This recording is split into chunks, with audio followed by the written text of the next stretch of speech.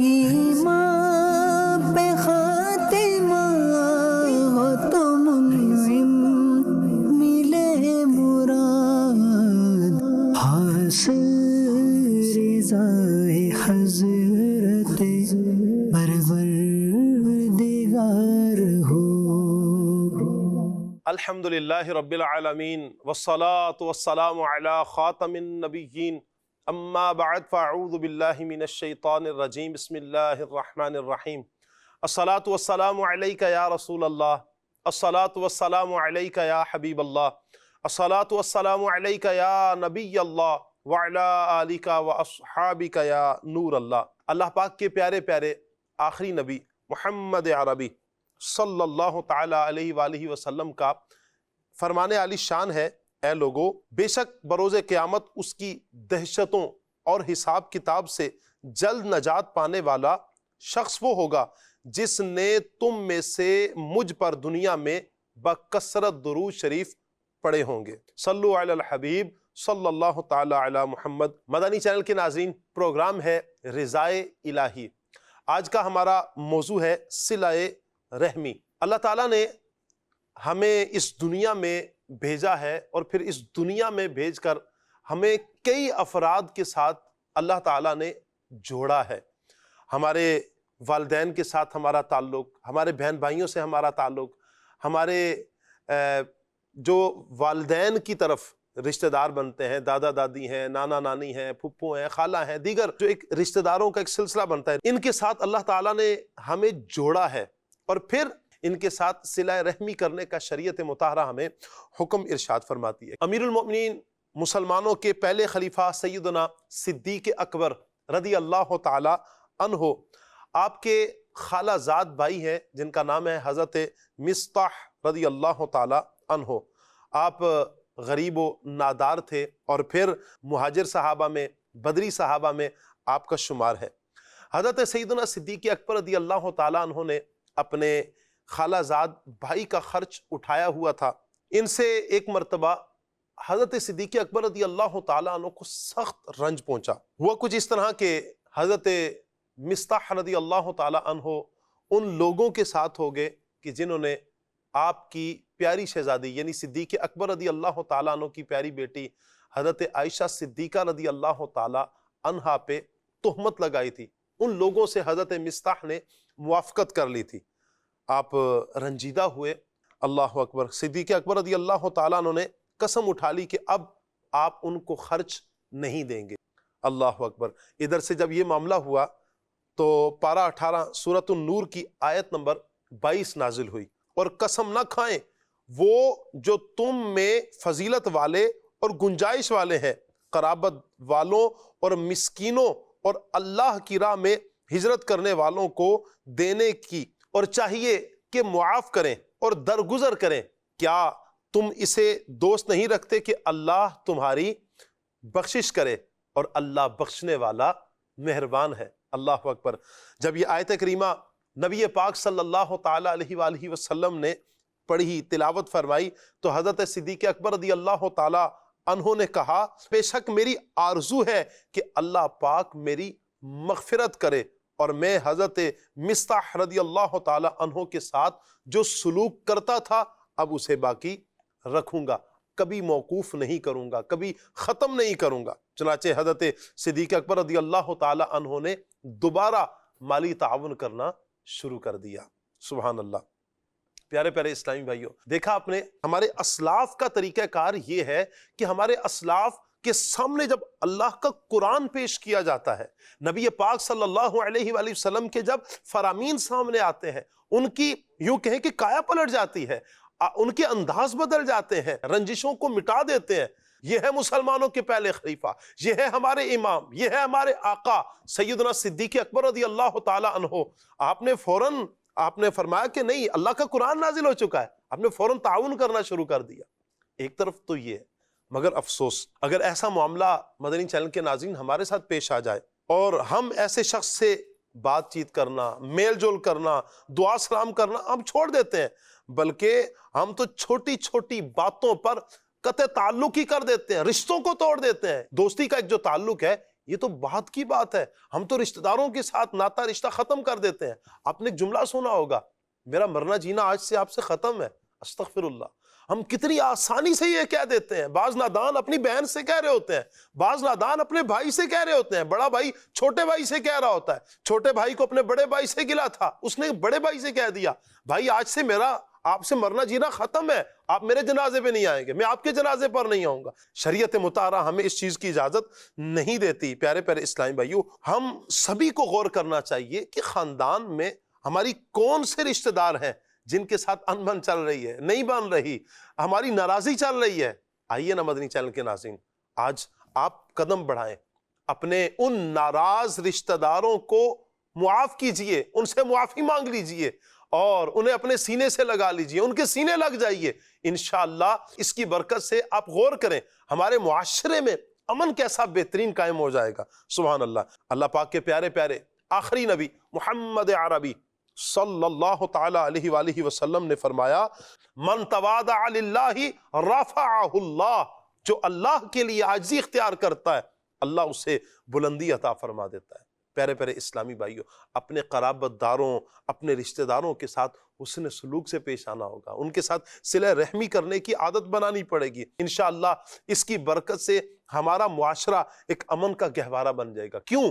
اس لیے کہ دیگر گناہوں کا جو وبال ہے وہ صرف گناہ کرنے والے پر آتا ہے, مگر رشتہ داری توڑنے کی نحوست کے سبب پوری قوم اللہ پاک کی رحمت سے محروم ہو جاتی ہے. استغفر اللہ. پارہ 21 سورۃ الروم کی آیت نمبر 38 میں اللہ پاک ارشاد فرماتا ہے, تو رشتہ داروں کو اس کا حق دو اور مسکین اور مسافر کو یہ بہتر ہے ان کے لیے جو اللہ کی رضا چاہتے ہیں اور انہی کا کام بنا.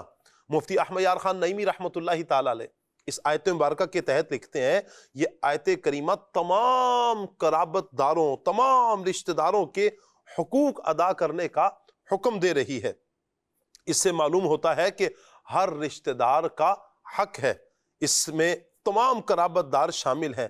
اور اس آیت سے یہ بھی معلوم ہوا کہ قرابت داروں سے حسن سلوک کرنا, صدقہ و خیرات, یہ جو صدقہ و خیرات کرنا ہے یہ نمود و نمائش کے لیے نہیں ہے, رسم و رواج کی پابند نہیں ہے, بلکہ اگر یہ معاملات کرنا ہے, خیر خواہی کرنی ہے, حسن سلوک کرنا ہے تو کس کے لیے کریں؟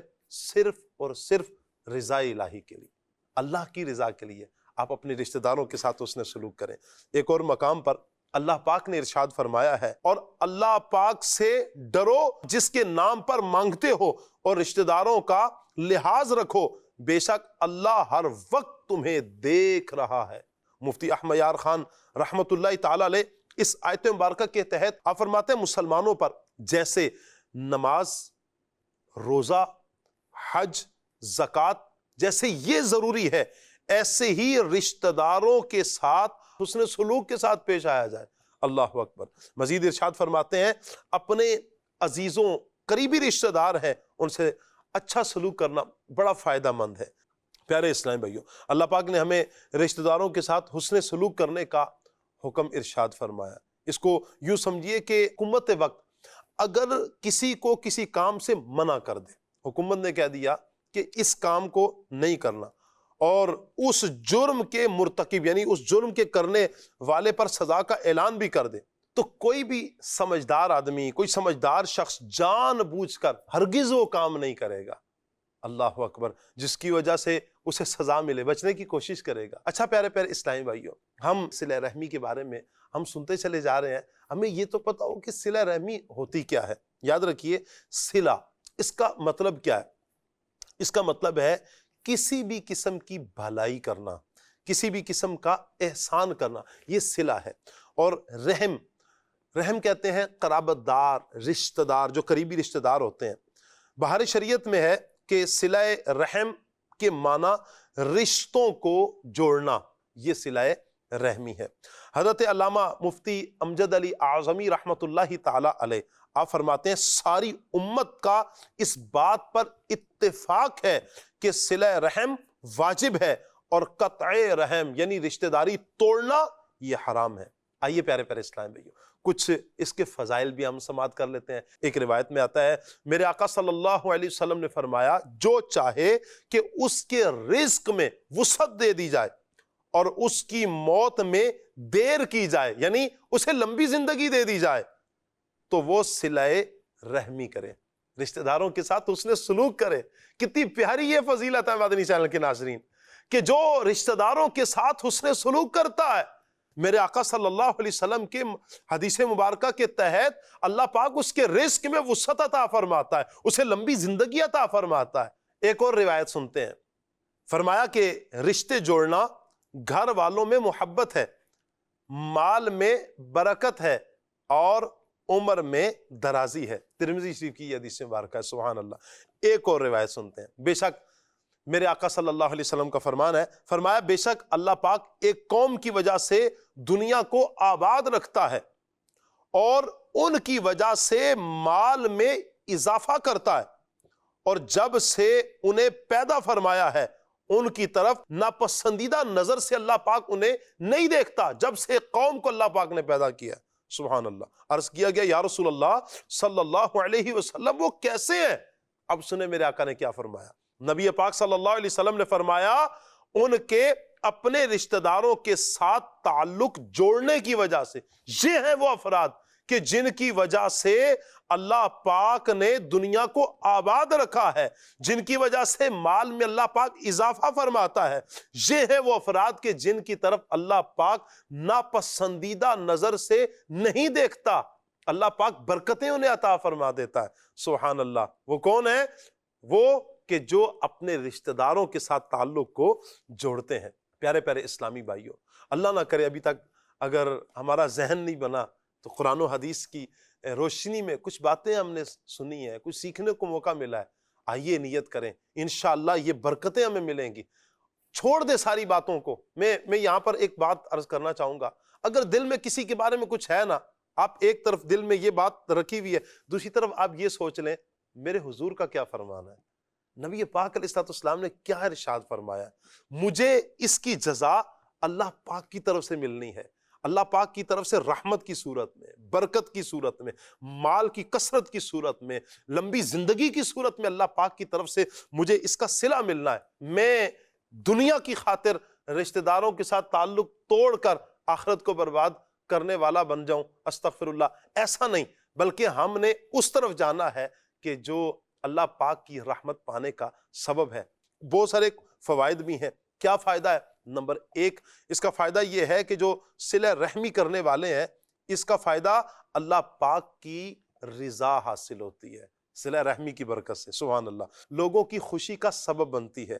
صلہ رحمی فرشتوں کو مسرت ہوتی ہے، اس رشتہ جوڑنے کی وجہ سے فرشتوں کو خوشی ہوتی ہے، مسلمانوں کی طرف سے ایک شخص کی تعریف ہوتی ہے، سبحان اللہ۔ شیطان کو اس سے رنج پہنچتا ہے، تکلیف پہنچتی ہے شیطان کو۔ شیطان کبھی نہیں چاہے گا کہ رشتہ دار آپس میں مل جائیں، کبھی نہیں چاہے گا کہ دو بھائی آپس میں مل جائیں۔ وہ چاہتا ہے فتنہ، وہ چاہتا ہے شیطان ناتا ٹوٹ جائے، تعلق ٹوٹ جائے، بہن بھائی آپس میں جدا ہو جائیں۔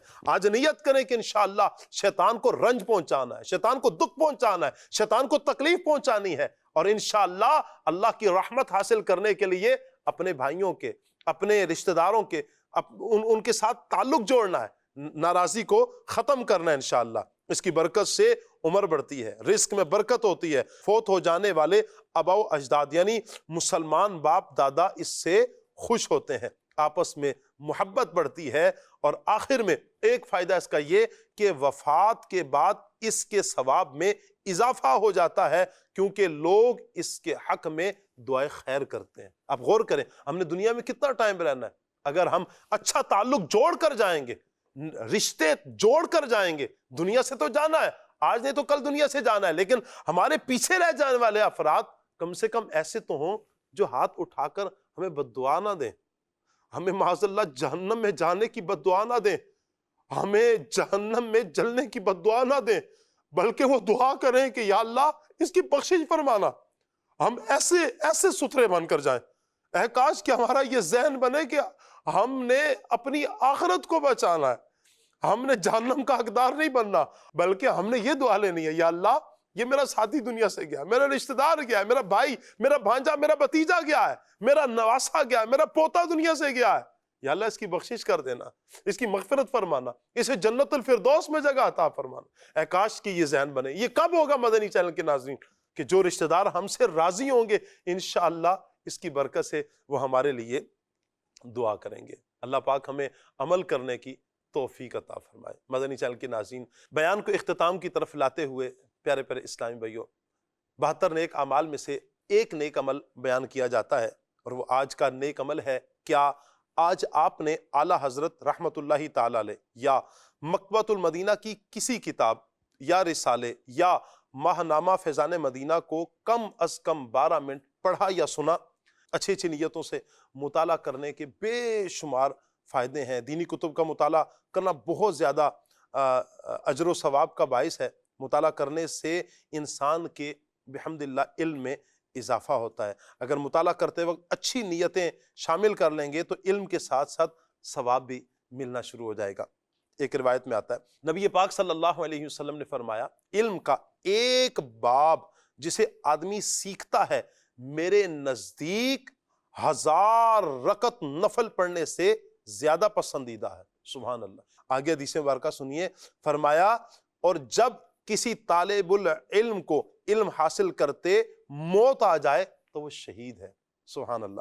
حضرت سیدنا ابو ہریرہ رضی اللہ تعالیٰ عنہ ایک مرتبہ بازار میں تشریف لے گئے اور لوگوں سے کہا، تم لوگ یہاں پر ہو اور مسجد میں نبی پاک صلی اللہ علیہ وآلہ وسلم کی میراث تقسیم ہو رہی ہے۔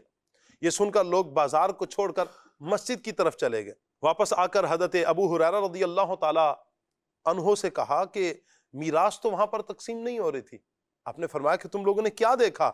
کہا کہ ہم نے دیکھا کہ کچھ لوگ ہیں، ایک حلقہ بنا ہوا ہے جو اللہ پاک کا ذکر کر رہا ہے اور تلاوت قرآن میں مصروف ہے، علم دین کی تعلیم میں مصروف ہے۔ حضرت سیدنا ابو ہریرہ رضی اللہ تعالی عنہ آپ نے فرمایا نبی پاک صلی اللہ علیہ وسلم کی یہی میراث ہے۔ تو پیارے پیارے اسلامی بھائیوں، اچھی اچھی نیتوں سے دینی کتب کا مطالعہ کیجئے۔ دعوت اسلامی کی ویب سائٹ www.dawatislami.net، اس سے آپ بہت سے رسائل آپ لے سکتے ہیں، ڈاؤن لوڈ کر سکتے ہیں۔ مطالعہ کیجئے، پڑھیے، انشاءاللہ علم میں اضافہ ہوگا۔ اچھی نیتیں شامل حال ہوں گی تو انشاءاللہ اجر و ثواب کا بھی باعث بنے گا۔ اللہ مجھے، آپ کو، ہم سب کو عمل کی توفیق عطا فرمائے۔ آمین بجاہ خاتم النبیین صلی اللہ علیہ وسلم۔ صلو علی الحبیب صلی اللہ تعالی علی محمد صلی اللہ علیہ وسلم۔ ایمان پہ خاتمہ ہو تو منعم، ملے مراد حاصل رضائے حضرت پروردگار۔